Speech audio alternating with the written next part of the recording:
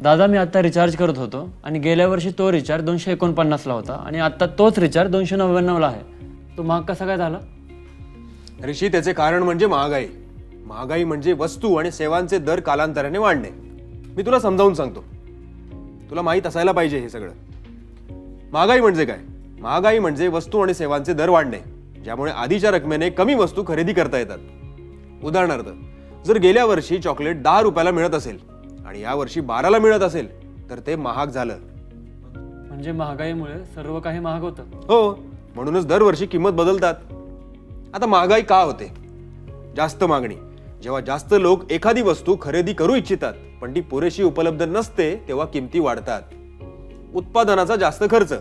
जर एखादी वस्तू तयार करण्याचा खर्च वाढला तर तिची किंमतही वाढते. महागाई सगळीकडेच होती का? हो, पण वेगवेगळ्या देशांमध्ये महागाईचे दर वेगवेगळे असतात. आता महागाईचा आपल्यावर कसा परिणाम होतो ते पाहूयात. तर दैनंदिन खर्च, अन्न, कपडे आणि इतर आवश्यक गोष्टी महाग होतात. तर याची बचत कशी करायची? तर वेळोवेळी साठलेल्या पैशांची किंमत कमी होते.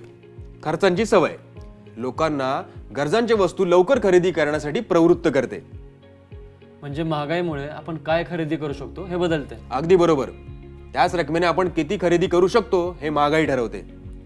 आता महागाईचा सामना कसा करावा? दररोज थोडे पैसे वाचवा, जेणेकरून वाढत्या किमतीशी जुळवून घेता येईल. गरजेच्या गोष्टींवर पैसे खर्च करा. सोने किंवा बचत खात्यात गुंतवणूक करा, ज्यामुळे पैसे वाढतील. आपण महागाई थांबवू शकतो का? नाही, पण आपले पैसे व्यवस्थित व्यवस्थापित करून आपण त्यासाठी तयारी करू शकतो. थँक्यू दादा. आता मला समजलं की किमती का वाढतात आणि महागाई कशी कार्य करते. छान. महागाईबद्दल माहिती असल्याने आपल्याला चांगल्या प्रकारे योजना आखता येते आणि बचत सुद्धा करता येते.